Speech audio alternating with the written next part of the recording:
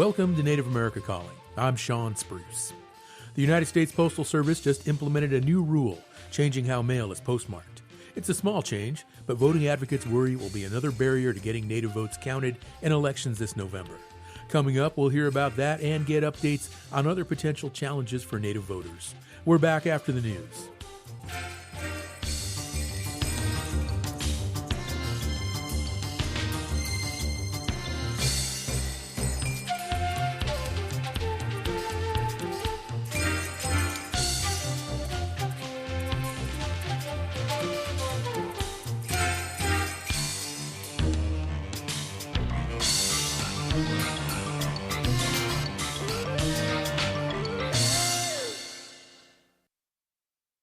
This is National Native News. I'm Antonia Gonzalez. Activities at Native organizations and a tribal college in Minneapolis, Minnesota were canceled after an ICE agent fatally shot a woman Wednesday morning in the city. The Minneapolis American Indian Center canceled its Wednesday night programs due to community safety concerns and ICE activity in the neighborhood. The Red Lake Nation College, the Red Lake Nation Embassy, and the Tribe's Wellness Center in Minneapolis closed Wednesday and are expected to be closed for the rest of the week due to the incident. McGizzy, which supports Native youth in the Twin Cities, also canceled its programming. Tribes are expressing concerns about the incident and the safety of Native community members living in the Twin Cities. The Red Lake Tribal Council is urging its citizens to be careful and to avoid ICE and other federal agents. The council released a 2-page written message Wednesday outlining concerns, which includes asking tribal members to report any interactions with ICE to the tribe's council or embassy. The Fond du Lac Band of Lake Superior Chippewa also raised concerns in a written message to its community about the safety of tribal members living in the Twin Cities. Robert Pilot is the host of Native Roots Radio based in the Twin Cities. He says the Native community is feeling the impacts of the shooting. The reaction I've seen with the Native community has been just aghast at what's happened. 75,000 Native Americans live in Minneapolis. In that area of the shooting, there's a very high percentage of Native Americans that live in that community, and they feel their community is being attacked by the federal government. Pilot says members of the Native community are standing with their allies and took part in demonstrations against ICE on Wednesday in the area of the shooting. There was a woman Native singer group that sang, and it's all about the healing. And I think the community, especially that community, really knows that the Native community is really involved and really vetted into everything that happens to them. And it was only a very short blocks away from the murder of George Floyd, and that community is so scarred. But we have a resilience, and our Native community is there and was there and is there and will still be there. We also are a big part of the community, and we want people to be safe, but we also want to be heard and be out there and support our community too, because this is our community too, and all of Turtle Island is our community.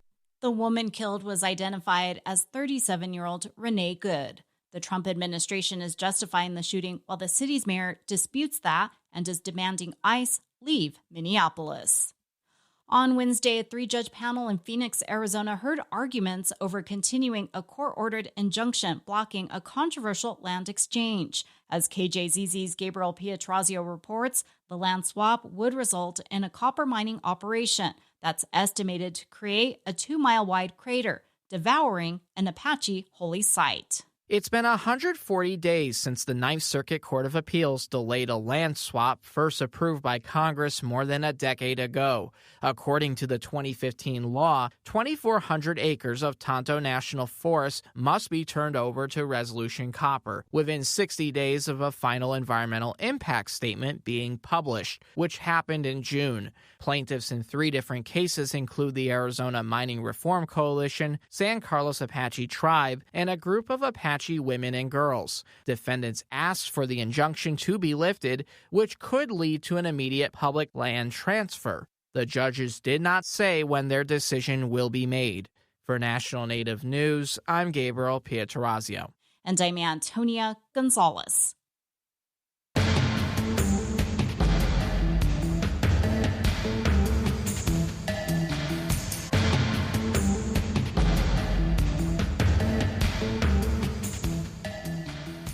National Native News is produced by Koahnic Broadcast Corporation with funding by the Corporation for Public Broadcasting. Tribal Development Partners, helping tribes build toward their goals through 105L leasing and essential facility development, empowering sovereignty, strengthening community. More at tribaldevpartners.com, proud supporters of this show.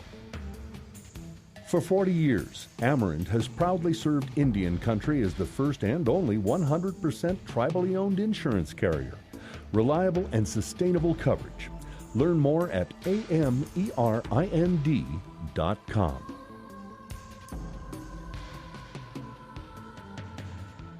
Native Voice One, the Native American Radio Network.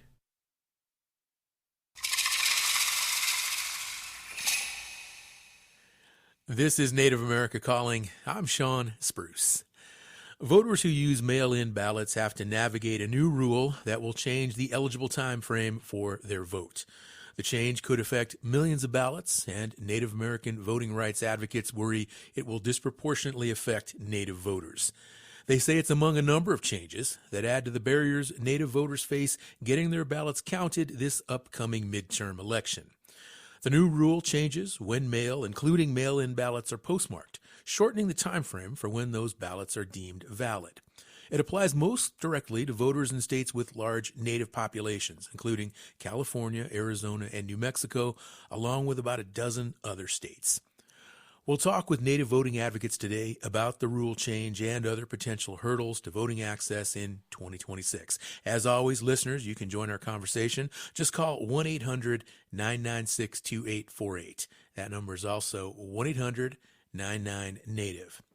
Let's now meet today's guests. Joining us from Southern California is Jacqueline De Leon. She is a senior staff attorney for the Native American Rights Fund. She is Isleta Pueblo. Jacqueline, good morning, and welcome back to Native America Calling. Good morning. Thank you so much for having me. In Denver, Colorado, we have O.J. Seaman Sr. He is the co-executive director of Four Directions Vote. He is Rosebud Sioux. O.J., good morning, and welcome to the show to you as well. Good morning, Honey Wash Day. Thank you for having me. Joining us from Anchorage, Alaska, is Michelle Spark. She is the director of Get Out the Native Vote. She is from the Kishinamute tribe of Chivak. Michelle, good morning, and welcome back to our show. Thanks for having us. And joining us remotely is Jeanette Patty. She is a communications associate for Indigenous Voices of Nevada, and she is Navajo. Jeanette, hello, and welcome to Native America Calling. Good morning. Thanks for having me on. I appreciate all of you for taking the time to educate our listeners today. Jacqueline, I want to begin with you. Help us understand the new postmark rule administered by the U.S. Postal Service. What has changed? So it used to be the case that when you went and dropped your ballot at the post office, generally that post office, even if it was a rural post office, would apply some type of date stamp or postmark on it, and that generally would constitute a postmark roughly around the day that you dropped it off. This isn't always the case. Sometimes rural post offices don't have that kind of marking, but that could be the case. What the post office rule did was it changed it so that only postmarks, what will be deemed a postmark is when a machine at a routing center postmarks it by machine. And so this, unfortunately, could take a couple of days after it's been placed in the mail, and especially in rural areas coming from Native communities, that could take even more than a couple of days for that mail to actually make its way to an often urban routing center. Okay, thank you for that background, Jacqueline. Now, does this affect everybody or only voters in certain states? The rule is applied nationwide, so it does affect everybody. Okay, that's really interesting, because I'm thinking to myself, I even just outside of voting, like I just sent my estimated tax payment to the IRS yesterday. And it's going to be due on the 15th, but I just put it in the mail. I always assume it's just going to be postmarked that day, but maybe not. That's right. So really, the implications are even beyond voting. It's for taxes. It's for all the type of official mail, medical dates, insurance claims. All of those things are going to be affected by this rule. The recommended guidance for trying to alleviate that is to actually physically go into the post office and get a hand postmark that will also count. Of course, that can be extremely difficult in Native communities where the post office hours can be really short. Like we know that across Indian country, sometimes the post office is only open on Wednesdays from 12 to 4, or, all those other kind of challenges. And sometimes, all full services aren't available, so they may not have a postmark on hand. So we know that can be really difficult. So really the advice is to get the mail in as early as possible. But, we are upset that this system really was even put in place because we do think it's unfair. Thank you, Jacqueline. OJ, I want to bring you into the conversation now. What's it going to take now to get Native voters familiar with not just the mail-in voting process, but also this new postmark rule?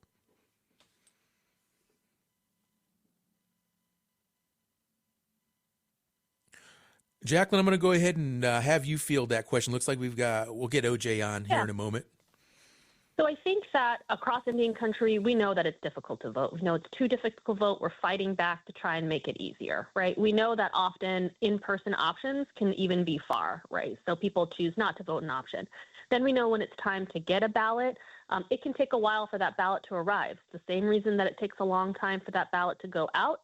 Same reasons make it hard for that ballot to arrive.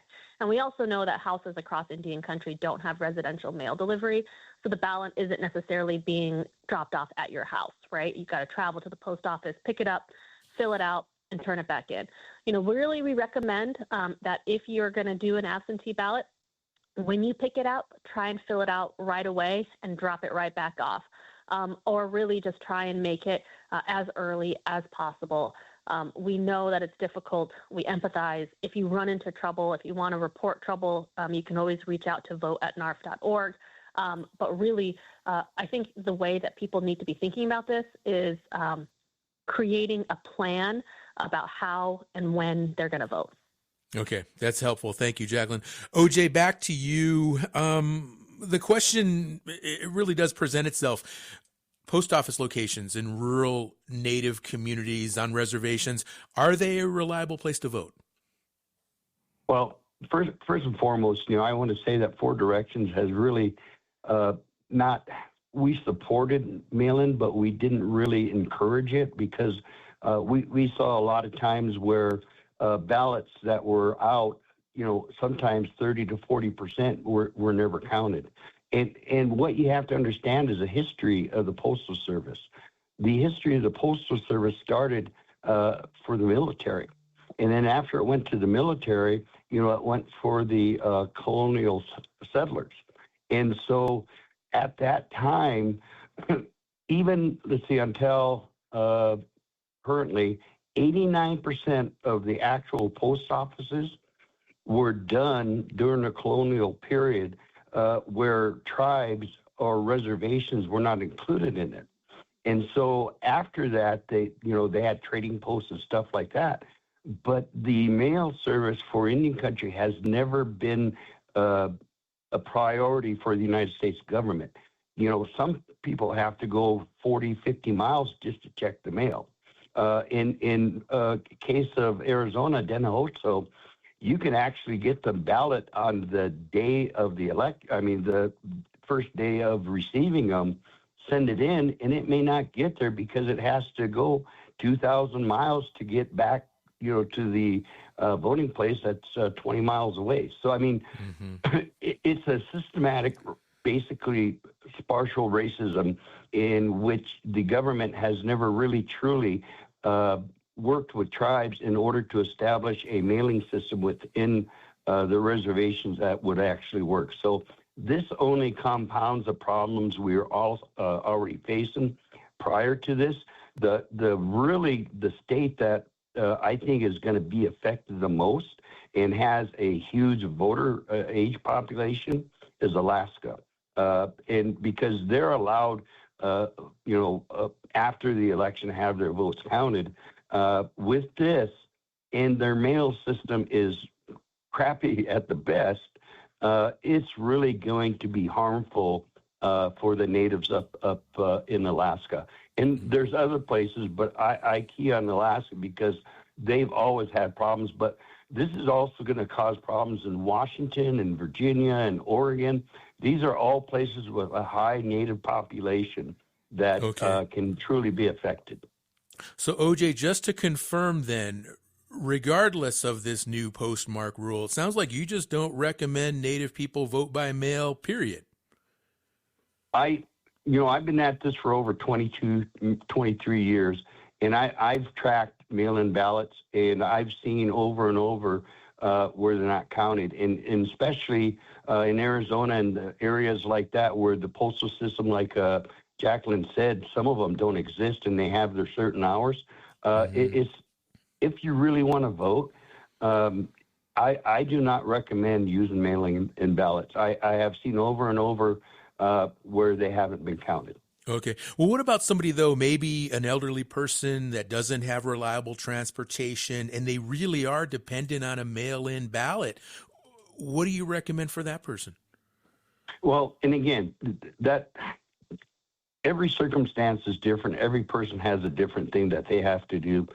In that case, yes, do it. But you know what? You're going to have to actually probably do it the day you get it at the post office. Like I said, in Denahozo, you get the absentee ballot. You're going to have to fill it out there and send it back in if you hope to make it by election time. And again, in Alaska, I really want to hear from the person from Alaska because I really see some very, very difficult problems up there. Okay, we're going to take a short break. We'll come back, and we will hear from Alaska. We have Michelle Spark in Anchorage. She is the director of Get Out the Native Vote, and we'll hear more about how this issue will impact Alaska Native communities. So, listeners, stay with us, and if you'd like to join the conversation, what are you waiting for? Just pick up that phone, call us, 1-800-996-2848. We're talking about mail-in ballots and a new Postal Service rule that changes how they are postmarked, and it might impact you. So let us know. 1-800-99-NATIVE is the number to call to join us. Again, 1-800-99-NATIVE.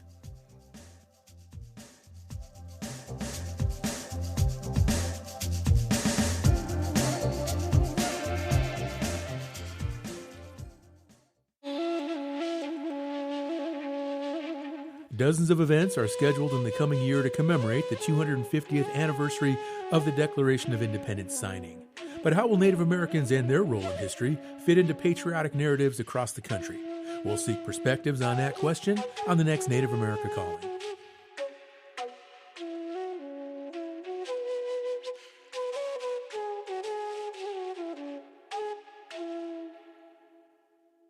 Repatriation is the return of ancestors and stolen culture. The Association on American Indian Affairs is hosting the 11th annual Repatriation Conference, Feeding the Fire, Advancing the Movement, in February 2026. This fully virtual conference will offer small group interactive workshops, strategies, networking, and more to advance domestic and international repatriation. More at Indian-Affairs.org. The association supports this show. You are listening to Native America Calling, and we're talking about Native voting access. The U.S. Postal Service just implemented a new rule about how they postmark mail, including mail-in ballots. Is this an issue you're going to consider the next time you vote by mail? Or maybe you're thinking about how voting by mail will affect your confidence that your vote will be counted. Let us know. Give us a call. Join us. The number is 1-800-996-2848. That is also 1-800-99-NATIVE. Michelle Spark is the director of Get Out the Native Vote. She joins us now from Anchorage, Alaska. And Michelle, already listening to our guests, OJ and Jacqueline, a lot of discussion already about Alaska and how these changes are going to impact your state. How important is the Postal Service to the Alaska Native Vote? Let's begin there. Well, it represents everything, Sean. It represents transportation. It represents your medicine coming in. commerce. It represents everything. And, since 2/3 of Alaska is roadless, we are entirely dependent on the Postal Service. Out of the 401 voting precincts in the state of Alaska, 131 are entirely dependent on the Postal Service. Okay, and this new postmark rule, what will be the effect then on the voting process in Alaska Native communities? Well, frankly, the Alaska Native communities, and I'm going to reference Region 4 here, which is all of Western Alaska, from the Aleutian Islands all the way up along the coast into the Arctic. That's Region 4, and that's 107 precincts. Those are the ones that are also entirely dependent on the post office. We prefer to vote in person, and sometimes we have snags that prevent our ability to vote in person on Election Day. We are getting better at voting by mail, and we had to vote by mail in the 2022 special primary when Congressman Young passed away halfway through his term. And that exercise was a test to the Postal Service integrity. And what it showed was that almost 2,000 votes in Region 4 was rejected. 1 in 8 rural ballots were rejected because of mistakes on the ballot. But more importantly, 2,000 of them, and that's statewide, were postmarked after Election Day. And that could have been any reason, primarily the fact that it was a Saturday election. And as Jackie alluded to earlier, our postal operations aren't normally conventional during the weekday, but Saturday probably was a really big toss-up. Okay. Michelle, help us out. Give us a better sense of just how far some ballots need to travel in Alaska through the mail, how long that process is. Let's say, for example, a person in a village, they request a ballot, and then what is the time frame between when they actually get that ballot, when they fill it out, when they drop it back in the mail, to it ultimately being counted? Well, January 1st was the first day that you could apply for your absentee ballot. And that would, if you mark the boxes, it'll apply to the statewide primary in August and then the November 3rd midterm elections. They usually mail it 2 weeks prior to the election. That's after they have released the sample ballots so that you could see what your ballot's going to look like and you can practice with it, which we encourage our people to look over immediately when they can, so that you have that plan to vote and you have the ability to make informed decisions. Now, the fact that we are relying on downline carriers, really small regional airlines, and Alaska's infamous inclement weather, it could take weeks. One time I sent a voting package to our community organizer in Savunga, and it took 38 days to get there, and that was priority mail. So it's even on a good day, we're not entirely sure you're going to get your mail within a week, but sometimes it's a lot longer than that. Okay. Yeah, I'm thinking of listeners right now in the lower 48, and they're probably just scratching their head. 38 days in that example it took. Wow.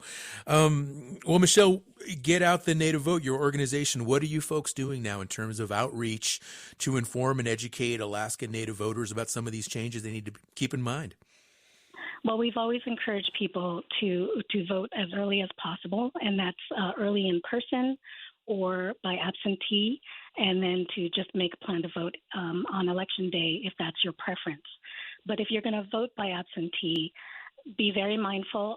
If we had the new election law, SB 64, which has been in the legislature for the last 3 sessions, and it passed the Senate last year, that has a number of corrective measures that deal with our very idiosyncratic voting barriers, and it would help increase the tracking of absentee ballots and increase drop boxes so we don't have to go into buildings. And if you are going to vote by absentee, I feel really bad for asking people to vote as soon as possible, because things can change in the lifespan of a campaign, and right. the infamous October surprises happen. So if you have been compelled or by the system pressured into voting as early as possible, you lose an ability to make that informed decision as changes happen closer to Election Day. Mm-hmm. Michelle, what do voters tell you in Alaska? I mean, do any of these issues impact their confidence in the system? Well, it's not always a guarantee that we're able to have a flawless election event in any of our communities. We don't have the pick of all volunteer election workforce the way some areas, especially road systems, enjoy. So if that one worker, that one volunteer is sick or moved or something else happens, then we don't have a poster at all in a community. So we've had to fly people in at the last minute or recruit someone and train them on the fly to have that kind of responsibility on election day. All right. Thank you, Michelle. OJ, I want to go back to you. Now we've got an overview of Alaska. Michelle really helped us out a lot. And of course, you're in South Dakota. That's where you're based. And South Dakota is a long ways from Alaska, but it is also, many parts of the state are very rural, and some of the tribal communities are very remote in some regards. How does this new postal rule affect issues there in South Dakota and the communities that you work in? Well, first of all, in South Dakota, your ballot has to be in on election day. So the postmark in South Dakota, it's not so much the date it was postmarked, because regardless, it has to be within the election office within that day of the end of the day of the election. But again, I want to point out how inadequate the postal services are within reservations.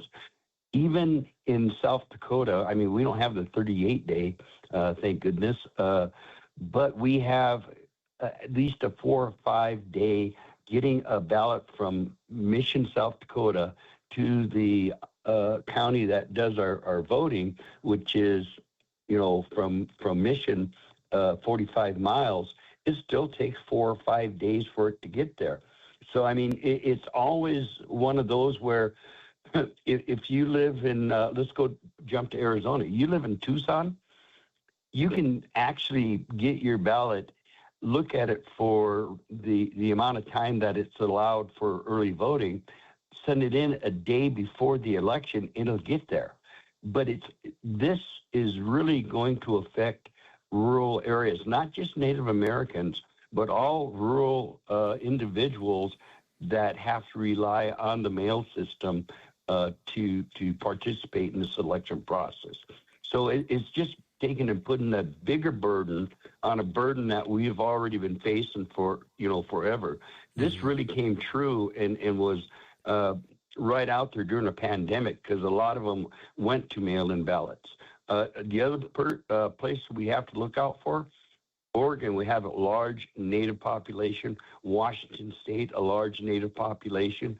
In those two states there, including Alaska, the Native vote makes a big difference in any election of electing a candidate of their choice. This can actually weaken that political power that they have, in which they're able to, improve their living conditions, their economic development, electing officials that will work with them. So this just places a bigger burden on the burdens we already have. Thank you, OJ. 1-800-99-NATIVE. That's the number to call if you would like to join our conversation. Let us know your concerns with regard to mail-in ballots and the voting process and this new postmark rule that we're talking about today. Just give us a call, 1-800-99-NATIVE. I want to bring Jeanette Patty into our conversation now. She is a communications associate for Indigenous Voices of Nevada. And Jeanette, we're hearing about hurdles that some Native voters face. And really, this can be very confusing. I mean, some states, the ballot is marked as the date of the postmark, and then in other states, the ballot is marked when it's actually received. It could be different days. And how are people supposed to keep track of all this and know all these laws with regard to their own states? And how well overall do you think most people understand these processes we're talking about? Absolutely. I just want to say, first and foremost, I definitely appreciate y'all for highlighting the story, because this change has been made relatively quiet considering its impact. And truly, a lot of people don't know all the ins and outs of what goes into their state's voting. I mean, federal voting, it's a lot, especially as we're going into more local elections and we see less of a voter turnout with that. But yeah, there's just a lot of information out there going around. And I mean, at least in Nevada, I am biased being raised in Nevada, but I have to say we do have kind of a gold standard for what voting should look like. We recently, the Secretary of State's office and so many tribes throughout the state have been doing an amazing job of educating their voters and letting them know about what rights they do have and what resources are available if they run into any issues. Like more recently in 2024, we were rolling out the NVEs program. It allows Nevada's voters living on tribal reservations and colonies to register to vote online as well as cast their vote securely online. And so this is just, we've really got to say all the folks that are on the ground and doing grassroots work are doing an amazing job. Yeah, it's hard work. It sounds like it. Absolutely. November will be here, before you know it. I know how quickly time flies. Tell me about some other ways there in Nevada you are preparing for the vote and any other concerns that you have or even reservations about what could potentially happen come election midterms. Absolutely. Well, we've seen the numbers for vote by mail steadily increasing. And I mean, I myself have voted by mail in the past few elections because that's what works for me. And we've seen, like in 2022, Nevada saw a higher amount of voter participation by Native Americans on tribal lands than off of it. Of course, there's just been so many great strides in voting accessibility throughout our state. But yeah, this postmark feels like a real step back. And of course, there's, just trying to get the word out on all the different resources that are available, that if you are running into issues, then to please let somebody know, because it's so incredibly important. It's your right, it's your voice. And your voice doesn't deserve to be thrown out if you're trying to be heard and you're just trying to be active in your community. Of course, like some of the other folks have said, there's the issues or the concerns around long drive times, finding a ride. And I mean, even with our like NVE system that has been wonderful, it does bring up issues of rural folks and folks on reservations having stable internet access and having a working electronic device in order to vote that way. So there's definitely a lot of considerations, and everybody has their own unique ways that they can take action. So it's just finding a voting plan that works for them. And Jonette, in the communities that you do outreach and the voters that you talk to, because again, I mean, I think there are a lot of Native people that just have a lot of doubts with regard to the integrity of the voting system, and their confidence has been swayed over the years. And this is just one more issue to compound that. What do you tell them? If somebody says, this isn't worth it anymore. I'm just tired of this. It's just a hassle. I'm not even going to vote anymore. It's just not worth my time. I imagine you hear that from time to time. Absolutely. Oh, yeah. I mean, we are a community that have very reasonable distrust of a lot of these systems that are in place.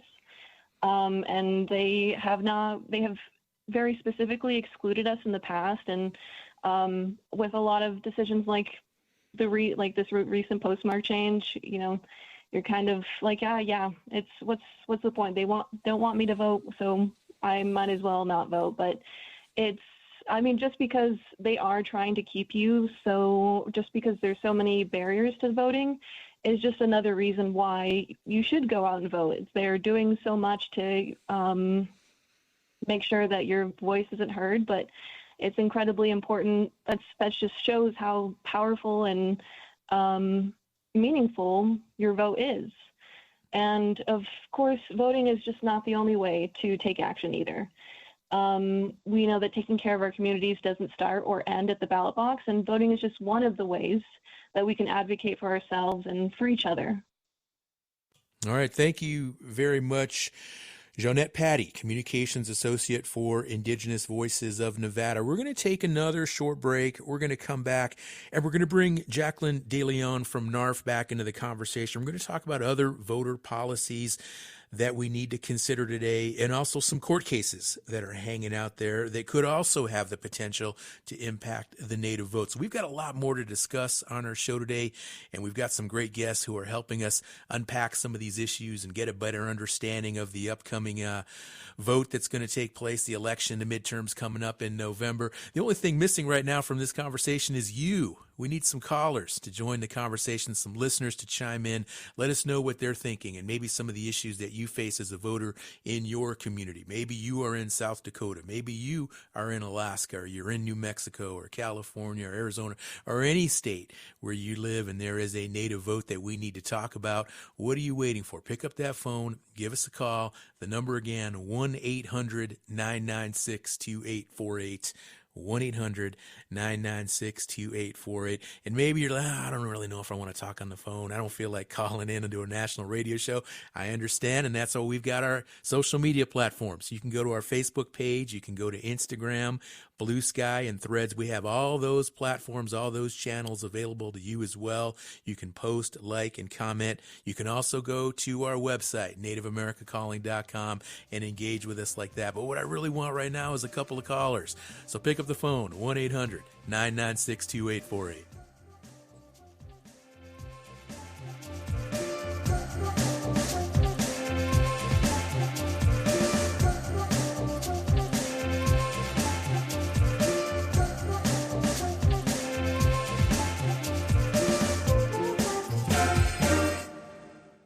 Skugtash.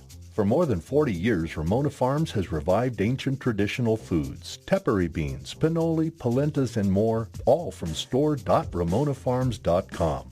Ramona Farms supports this show. Tomye. Need an actionable plan to achieve your goals?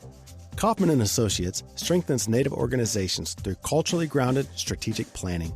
More at kaufmaninc.com. KAUFFMANINC.com. This is Native America Calling. I'm Sean Spruce, and let's continue our discussion now about challenges to voting access. Has redistricting or other changes impact how you plan to vote? There is still time to join us. 1-800-996-2848. That's also 1-800-99-NATIVE. Jacqueline DeLeon is one of our guests today. She is a senior staff attorney for the Native American Rights Fund. And Jacqueline, there are other voter policies and court cases that we need to consider today. They could potentially impact the Native vote. Let's talk first about one that involves a tribe, Turtle Mountain Band of Chippewa Indians versus Howe. What's at stake there? So that case, NARF is representing the Turtle Mountain Band, individual plaintiffs, and Spirit Lake Tribe. And that is a hugely consequential case coming out of the Eighth Circuit, where the Eighth Circuit issued a radical opinion that held that nobody, no private plaintiff, so no tribes, no individual, no organization, could bring claims under the foundational civil rights law, the Voting Rights Act. The Voting Rights Act has been enforced by private plaintiffs for over 50 years. It is incredibly important that tribes be able to assert and Native people be able to assert our rights under the Voting Rights Act. And the Eighth Circuit held that private plaintiffs couldn't bring claims under the Voting Rights Act, either under the Voting Rights Act itself or under the statute called 1983. That case is currently before the Supreme Court. The Supreme Court is deciding whether or not they're going to consider that case, and we do think that that case will be addressed in some fashion this term. All right. Also, another case, Watson versus Republican National Committee. What are we talking about here?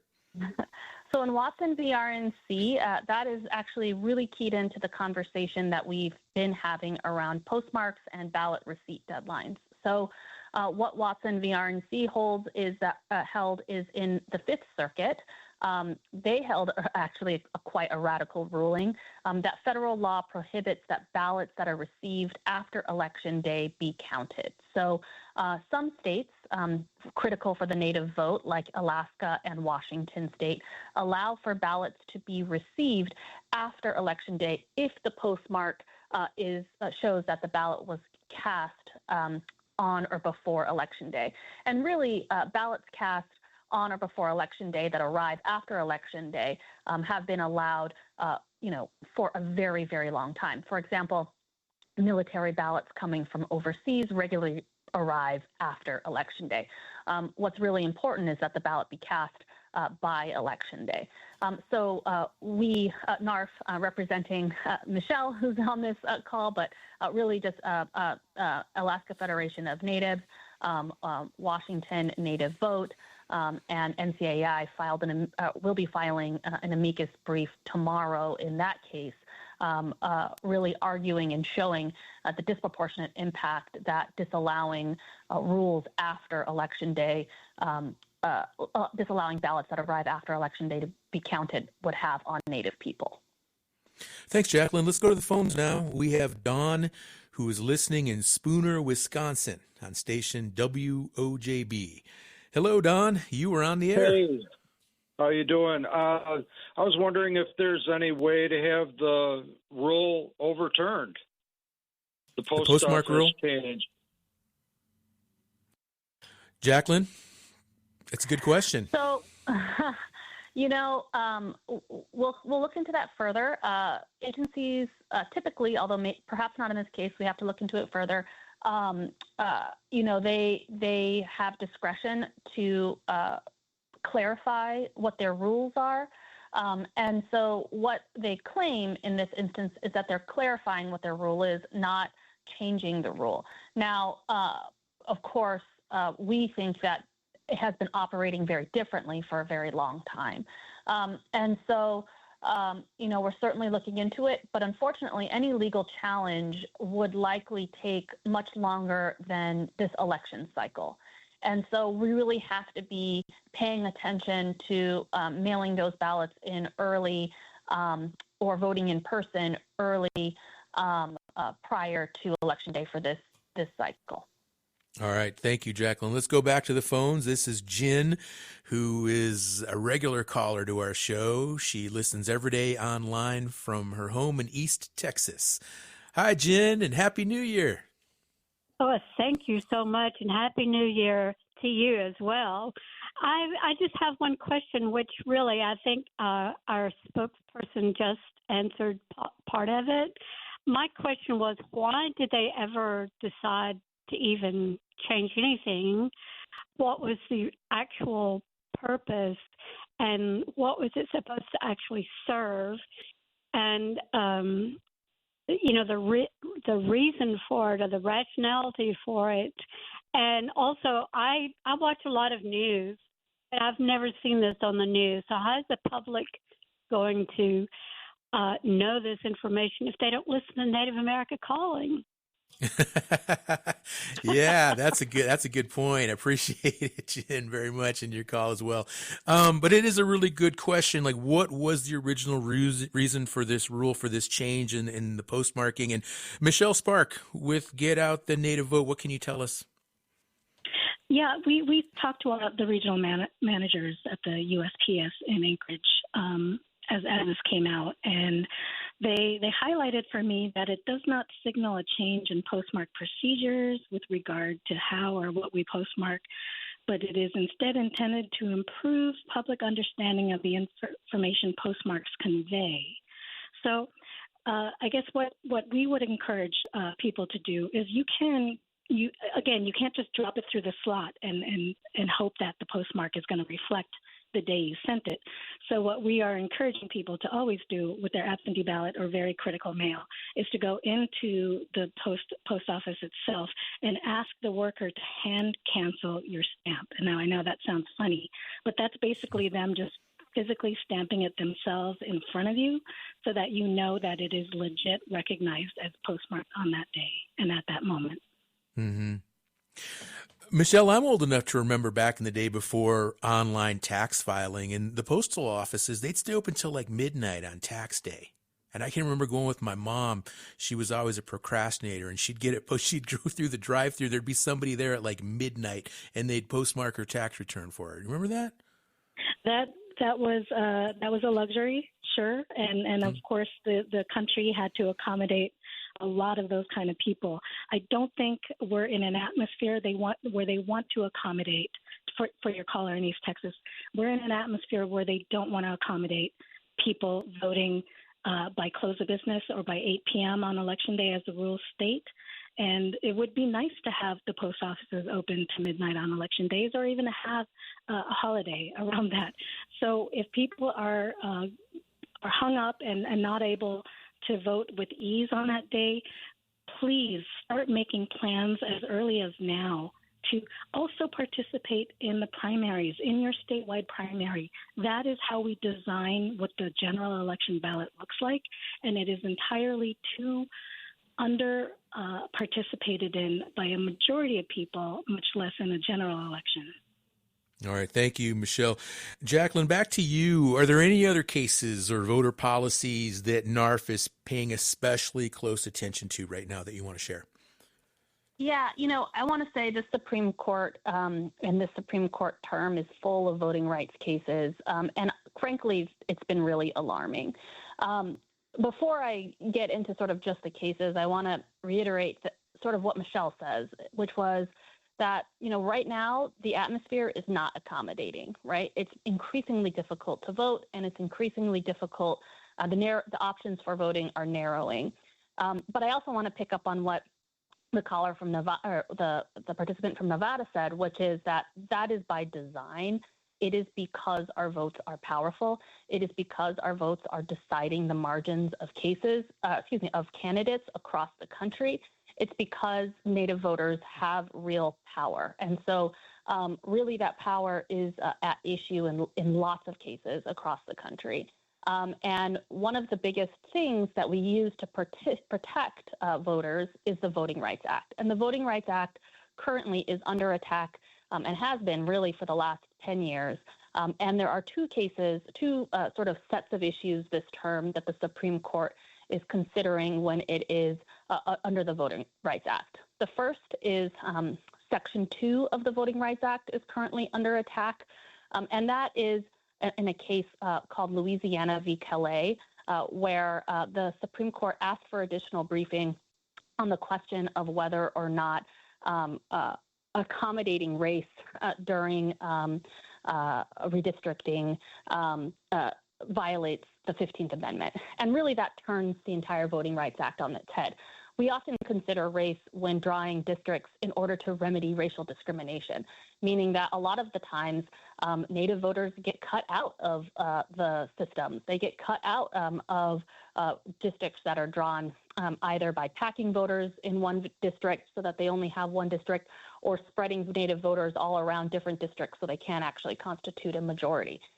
And so what we do is we use the Voting Rights Act, Section 2 of the Voting Rights Act, to protect against that racial discrimination that we see occurring over and over again across the country. And really, NARF has been winning these cases all over the country for the last 10 years, getting Native majority districts in county elections and county seats. But this Calais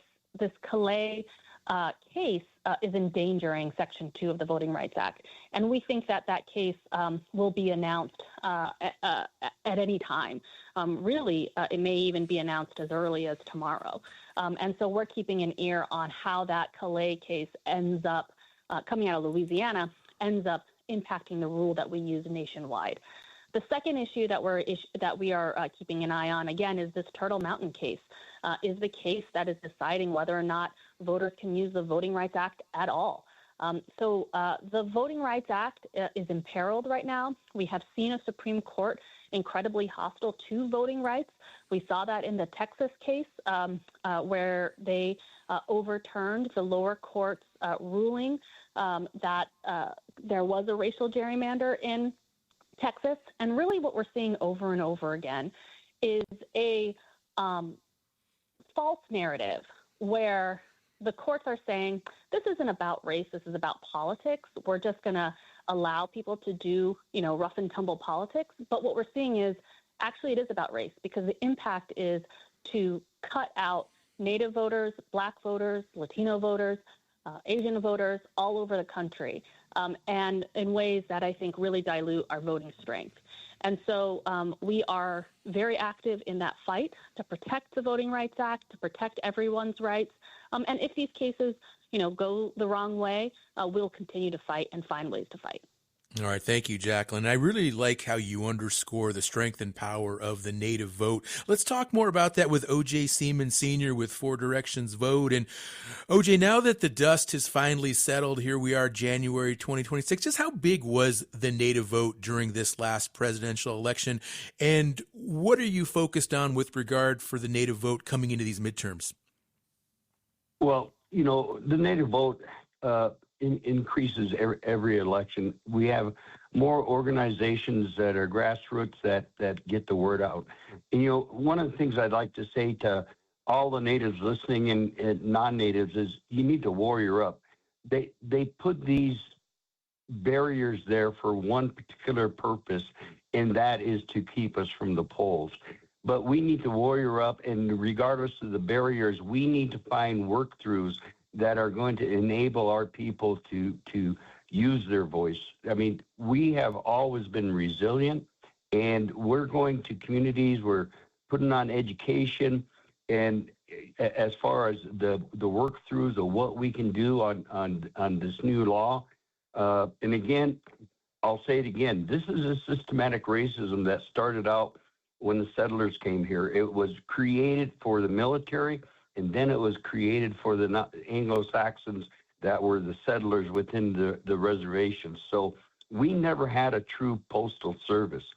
And so our goal has always been a work-through of enabling our people to vote. And I can tell you that this midterm is very important in Indian country.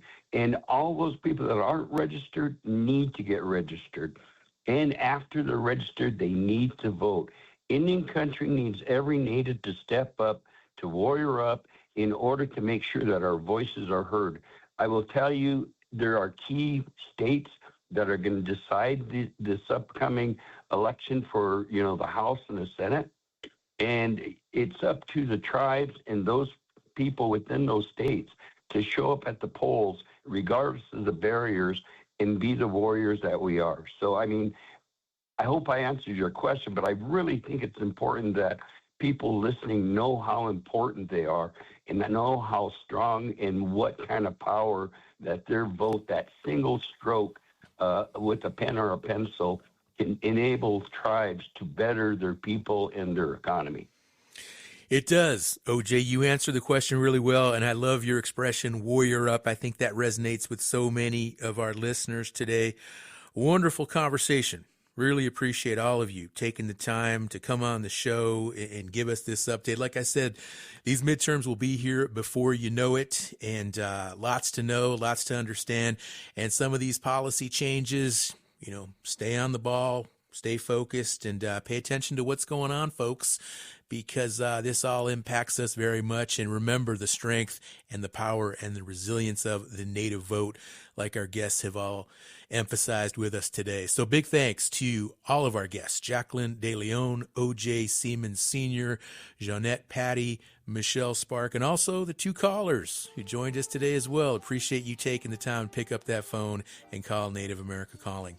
And please don't forget to join us again tomorrow when we will talk about the inclusion of Native Americans in the ongoing commemoration of the Declaration of Independence, signing 250 years ago. Hope you'll tune in. I'm Sean Spruce. Who protects Indian country? Amerind does. As the only 100% tribally owned insurance carrier, Amerind helps strengthen tribal communities by providing reliable insurance coverage and keeping dollars in Indian country. From property and liability to commercial auto and tribal workers' compensation, Amerind is here to protect what matters.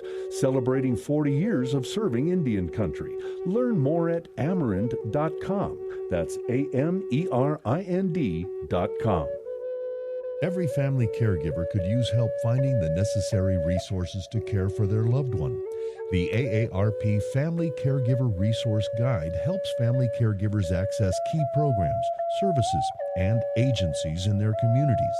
A copy of the guide is available by calling 877-333-5885 or online at aarp.org/caregiverresources. AARP supports this show.